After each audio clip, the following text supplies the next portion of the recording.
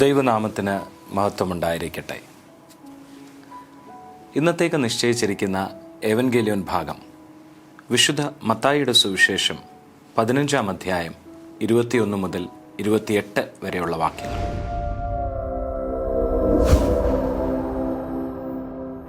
വിശുദ്ധ മത്തായിയുടെ സുവിശേഷം 15-ാം അധ്യായം 21 മുതൽ 28 വരെ.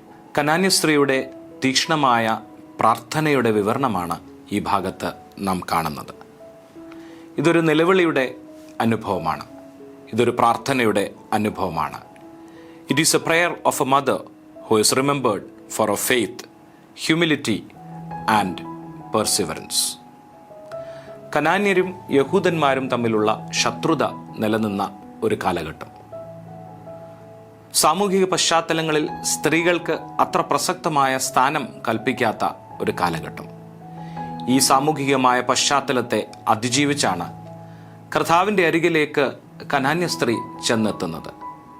തൻ്റെ മകളുടെ സൗഖ്യത്തിനായിട്ട് നിലവിളിക്കുന്നത്. ദാവീദ് പുത്ര, കരുണ തോന്നണമേ എന്ന നിലവിളിയാണ് ഈ അമ്മ ഉയർത്തുന്നത്.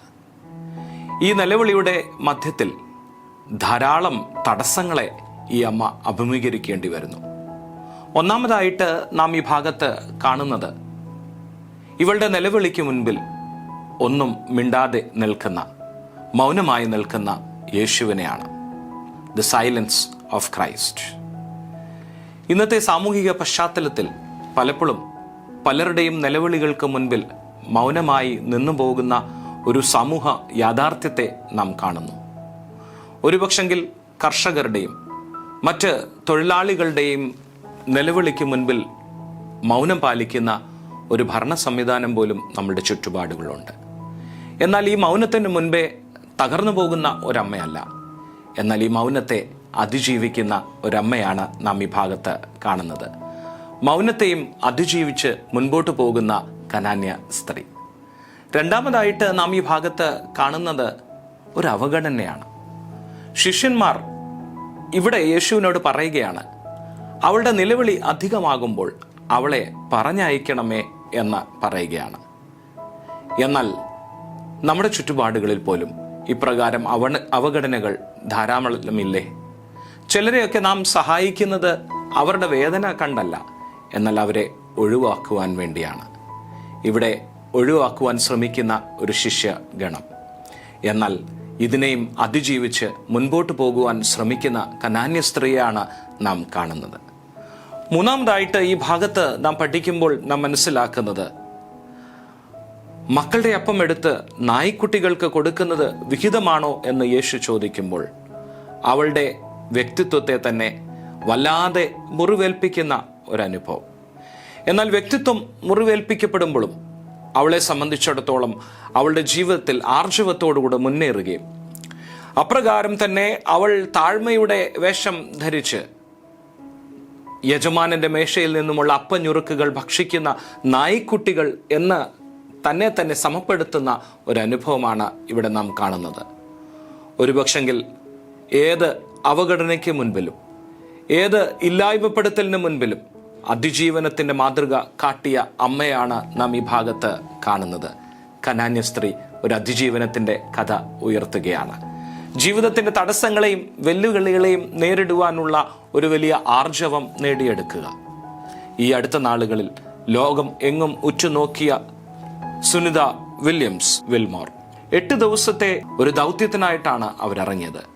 എന്നാൽ സാങ്കേതികമായ തകരാറ് ഉണ്ടായതുകൊണ്ട് തന്നെ 9 മാസം അവരുടെ യാത്ര നീളുകയാണ്. എന്നാൽ ഈ യാത്ര മധ്യേ അതിജീവനത്തിന്റെ വഴിയിലൂടെ കടന്നു പോകുകയും ലോകത്തിന് ഒരു പുതിയ സന്ദേശവും അവർ നൽകുകയാണ്. അവരുടെ ജീവിതയാത്രയിൽ രക്ഷകനായ യേശുവിനെ കുറിച്ച് അവർ വ്യക്തമായിട്ട് ലോകത്തോട് പറഞ്ഞ് ഘോഷിക്കുകയാണ്.